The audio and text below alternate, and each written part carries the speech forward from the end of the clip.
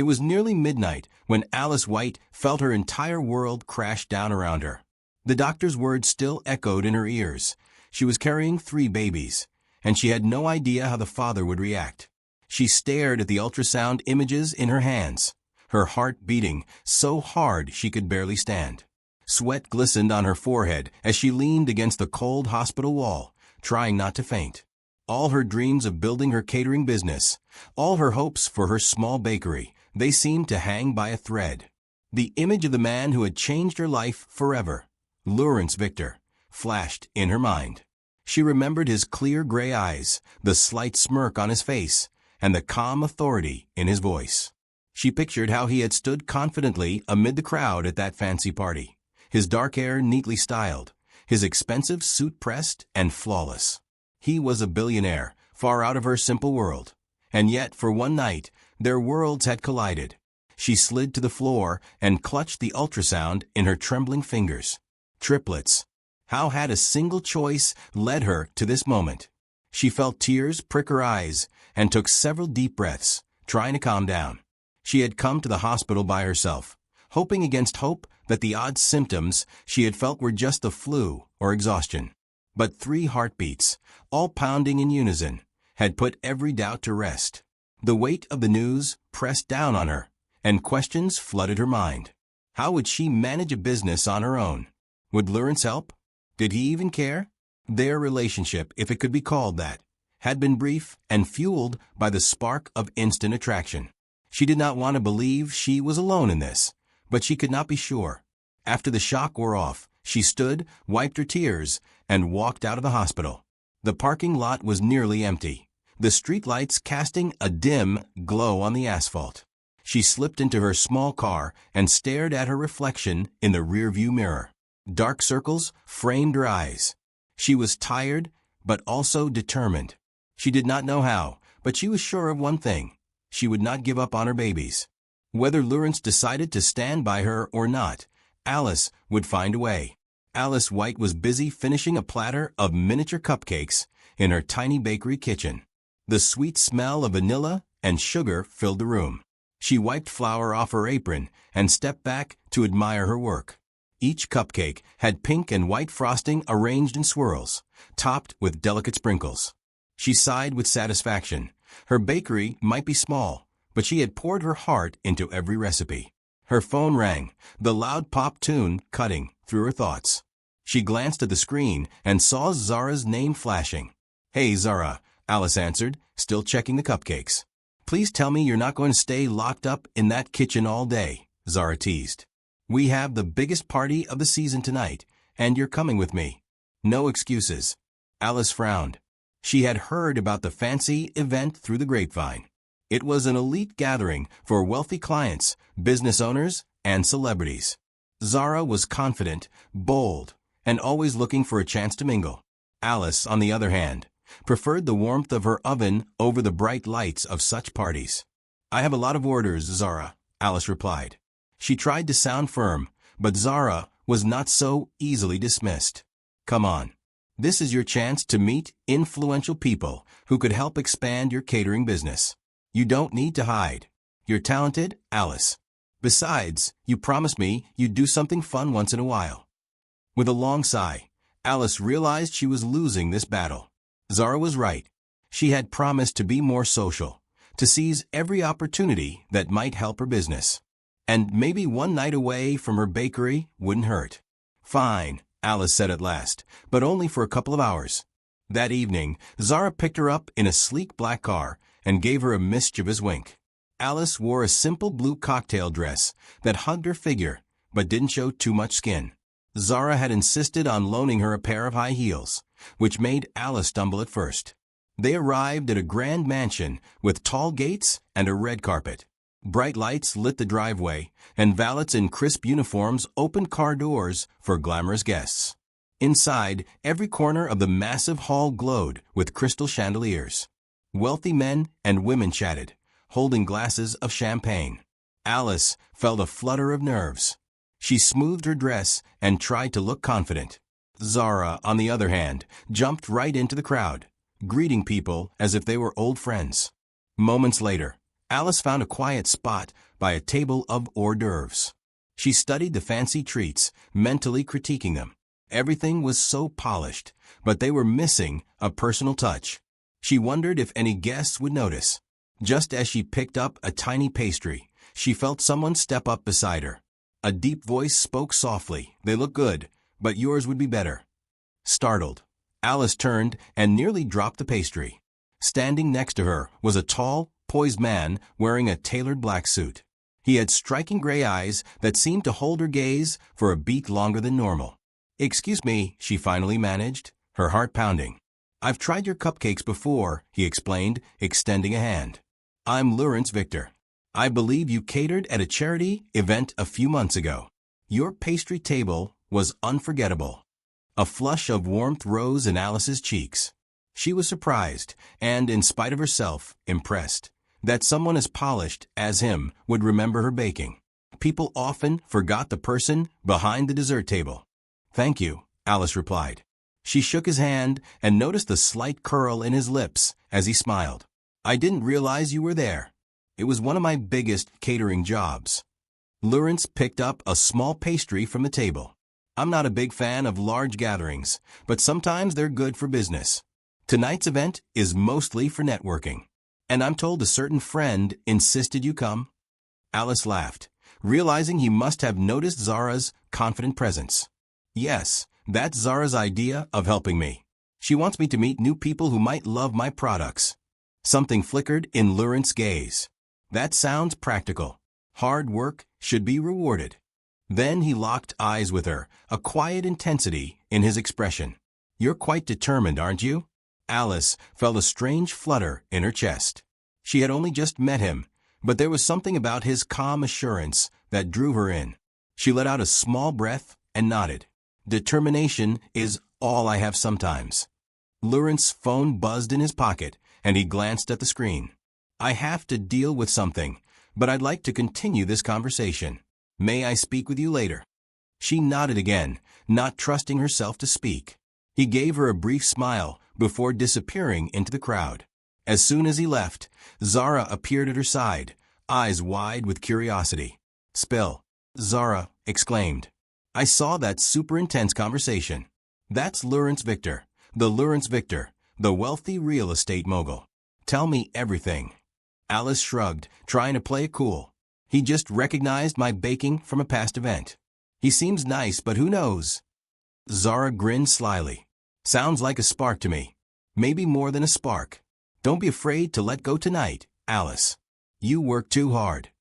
Over the next hour, Alice and Zara drifted through the party, clinking glasses of soda.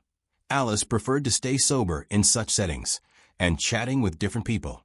Yet, through it all, Alice's eyes kept wandering, looking for that tall figure and those gray eyes. She wondered if Lawrence would come back, or if the moment had passed. Finally, as she studied a large painting in one of the side rooms, she felt a presence behind her. Lawrence's voice again, admiring the art. She turned and smiled. "It's beautiful. I'm sure it's worth a fortune, but I like it for how it makes me feel. It's warm, colorful, and vibrant." He stepped closer.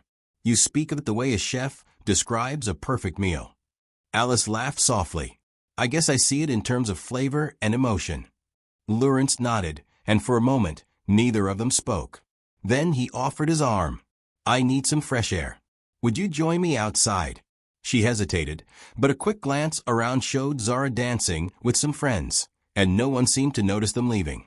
So she took his arm, and they walked through tall glass doors that led to a quiet balcony overlooking a sprawling garden.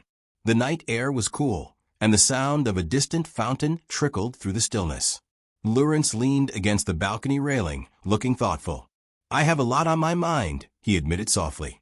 "My family, my business. Life gets complicated, even when you have a lot of money." Alice gave him a sympathetic look. "Money doesn't fix everything. My problems might be smaller, but I know what it's like to feel overwhelmed. My bakery is my entire life, and sometimes it feels like I'm barely keeping my head above water." They traded stories about late-night worries, about expectations from others, about the desire to succeed on their own terms. Conversation came easily, as though they'd known each other longer than a single night. The chemistry between them felt both comforting and electric. Before Alice realized it, Lawrence leaned in closer, and she felt her breath catch in her throat. The warmth of his body, the quiet confidence in his posture, everything drew her to him like a magnet. It felt impulsive and bold when she let him tilt her chin up and press his lips to hers. A surge of heat coursed through her. The kiss was gentle at first, then more urgent. She had never been so swept away by anyone. When they finally pulled apart, she stared into his eyes, heart pounding.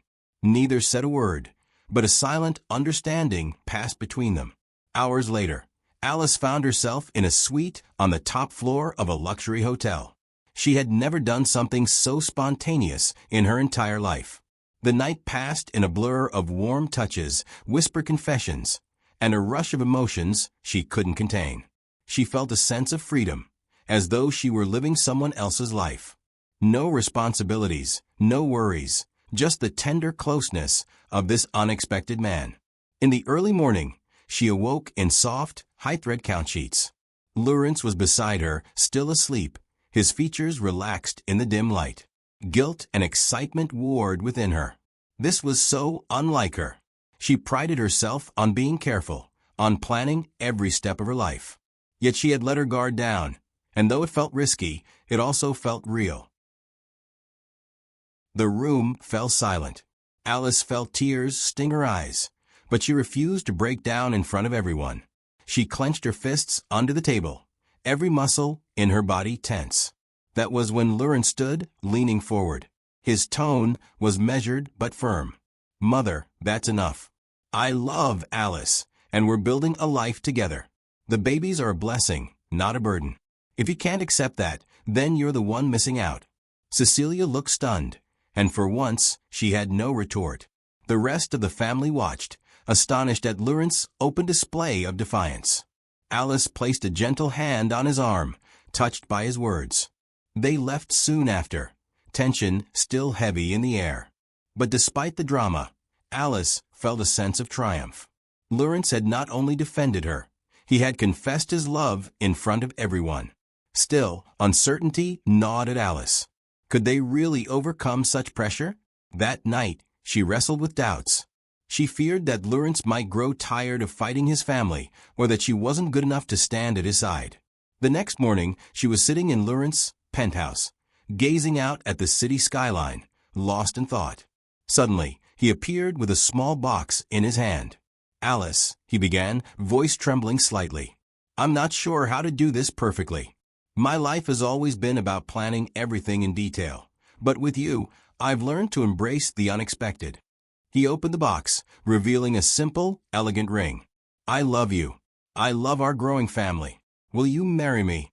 Tears streamed down her cheeks as she nodded, words failing her. He slipped the ring onto her finger, and she smiled through her tears. In that moment, every worry faded. This was real love, born out of shared hardships and sweet moments. They might not have done things in the proper order, but it felt right in their heart.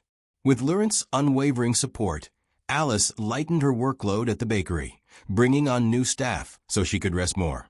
She moved into Lawrence's penthouse, which they redecorated to feel more like home. Bit by bit, they melded their lives, building a place of warmth and laughter.